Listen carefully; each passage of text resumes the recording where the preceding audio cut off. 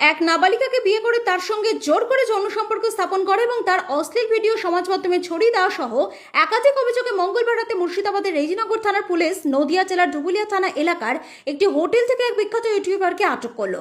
সেই সঙ্গে গ্রেপ্তার করা হয়েছে তার এক বন্ধুকে। পুলিশ সূত্রে জানা গিয়েছে, মুর্শিদাবাদের যে নাবালিকাকে ওই বিখ্যাত ইউটিউবার বিয়ে করেছিল সেও নাবালক। বর্তমানে তার সমাজ মাধ্যমের পাতায় অনুরাগীর সংখ্যা কয়েক লক্ষ। গত 22 জুন রেজিনগর থানায় ওই ইউটিউবারের বিরুদ্ধে নাবালিকা বিবাহ এবং জোর করে যৌন সম্পর্ক স্থাপনের অভিযোগ দায়ের হয়। এরপর থেকেই পলাতক ছিল ওই নাবালক। মঙ্গলবার রাতে গোপন সূত্রে খবর পেয়ে রেজিনগর থানার পুলিশের একটি দল ধুবুলিয়া থেকে ওই নাবালককে ধরে। এর পাশাপাশি ওই নাবালককে পালিয়ে যেতে সাহায্য করার অভিযোগে মোহাম্মদ মতিবর বিশ্বাস নামে রেজিনগর থানার অন্তর্গত জানপুর এলাকার এক বাসিন্দাকেও গ্রেপ্তার করা হয়েছে। এসডিপিও বেলডাঙ্গার এসডিপিও উত্তম ঘরে জানান, লিখিত অভিযোগের ভিত্তিতে ধৃতদের বিরুদ্ধে ভারতীয় ন্যায় সংহিতার 137(2), 140(3), 64 এবং 356(2) পক্সো আইনের 6 নম্বর ধারা এবং শিশু বিবাহ রোধ আইনের 10 ও 11 নম্বর ধারায় মামলা রুজু করা হয়েছে। তিনি জানান, প্রধান অভিযুক্ত যেহেতু নাবালক, তাই বুধবার তাকে বহরমপুরে জুভেনাইল জাস্টিস বোর্ডে পেশ করা হচ্ছে। বোর্ডের নির্দেশ অনুযায়ী পরবর্তী পদক্ষেপ করা হবে। তবে অন্য অভিযুক্তকে পক্সো আদালতে পেশ করা হচ্ছে। পুলিশ সূত্রে জানা গিয়েছে, মূল অভিযুক্ত ওই নাবালকের ফেসবুক এবং ইউটিউবের পাতায় কয়েক লক্ষ অনুরাগী রয়েছে। তার মধ্যে অন্যতম অনুরাগী ছিল মুর্শিদাবাদের রেজিনগর থানা এলাকার এক নাবালিকা। এই বছরের ফেব্রুয়ারি মাস থেকেই ঘন ঘন মুর্শিদাবাদের রেজিনগরে ওই নাবালিকার বাড়িতে আসতে থাকে নদিয়া জেলার বাসিন্দা জনপ্রিয় ওই ইউটিউবার।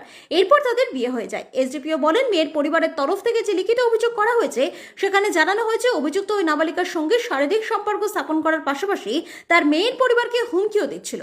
নির্যাতিতা ওই নাবালিকা অভিযোগ করে, আমার একটি ভিডিও ভাইরাল করে আমাকে ব্ল্যাকমেল করে জোর করে বিয়ে করা হয়েছিল। তবে আমার সঙ্গে বিয়ে হওয়ার কিছুদিন পর থেকেই নিজের সমাজ মাধ্যমের পাতা ব্যবহার করে আরও একাধিক মহিলার সঙ্গে জড়িয়ে পড়েছে আমার স্বামী।